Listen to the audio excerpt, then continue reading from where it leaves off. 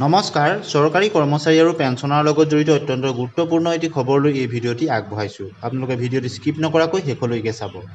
আপোনালোকে স্ক্ৰীনত নিশ্চয় দেখিছে যে 30 জুন আৰু 31 ডিচেম্বৰত অৱসৰ ল'বলগীয়া কৰ্মচাৰীসকলৰ কাৰণে এটা সুখবৰ আহিছে আৰু পেঞ্চনক লৈ ডাঙৰ সিদ্ধান্ত, কৰ্মচাৰীসকলৰ বাবে ডাঙৰ খবৰ।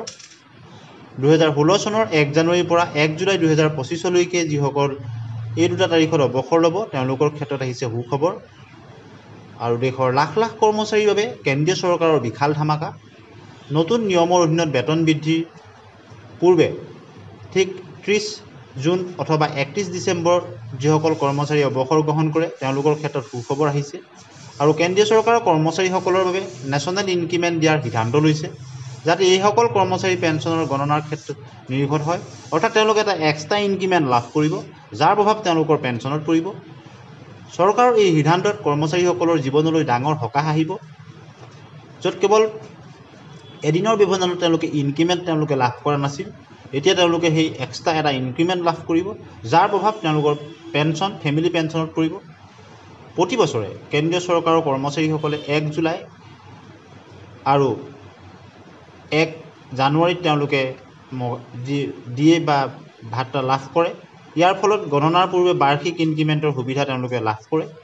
কিন্তু 30 জুন আৰু 31 ডিচেম্বৰত অৱসৰ গ্ৰহণ কৰা কৰ্মচাৰীসকলে এদিনৰ কাৰণে এই সুবিধা লাভ কৰা নাছিল আৰু চৰকাৰৰ নতুন সিদ্ধান্তৰ ফলত এই মহাৰ্ঘ ভাত্তা বৃদ্ধিৰ পূৰ্বে অৱসৰপ্ৰাপ্ত কৰ্মচাৰীসকলৰ ইনক্ৰিমেণ্টত লাভ পেঞ্চনৰ সৈতে তেওঁলোকৰ এতিয়া সংযুক্ত হ'ব। আৰু 2006 চনৰ পৰা প্ৰতি বছৰে 1 জুলাইৰ পৰা এক সমান বেতন বৃদ্ধিৰ তাৰিখ নিৰ্ধাৰিত হয় আৰু 2016 চনৰ 1 জানুৱাৰীৰ পৰা 1 জুলাই 2025 ঠিক আগৰ দিনলৈকে যিসকল কৰ্মচাৰী অৱসৰ গ্ৰহণ কৰিব তাৰ প্ৰভাৱ তেওঁলোকৰ পেঞ্চনতো পৰিব, অৰ্থাৎ তেওঁলোকে এটা এক্সট্ৰা ইনক্ৰিমেণ্ট তেওঁলোকৰ পেঞ্চনত লাভ কৰিব, যাৰ ফলত তেওঁলোকৰ পেঞ্চন অথবা পৰৱৰ্তী সময়ত ফেমিলি পেঞ্চনত প্ৰভাৱ পৰিব। 2017 চনৰ মাদ্ৰাজ উচ্চ ন্যায়ালয়ত শুনানিত জানিব পৰা গৈছে যে কৰ্মচাৰীসকলে অৱসৰ ল'লেহে ৰাষ্ট্ৰীয় মজুৰি বৃদ্ধিৰ সুবিধা লাভ কৰিব পাৰে। গতিকে এই দুটা বিশেষ দিনত অৱসৰ গ্ৰহণ কৰা কেন্দ্ৰীয় চৰকাৰৰ কৰ্মচাৰীসকলৰ ক্ষেত্ৰত উচ্চতম ন্যায়ালয়ৰ ফালৰ পৰা এটা সুখবৰ আহিল, তেওঁলোকে লাভ কৰিব এটা এক্সট্ৰা ইনক্ৰিমেণ্ট। ধন্যবাদ।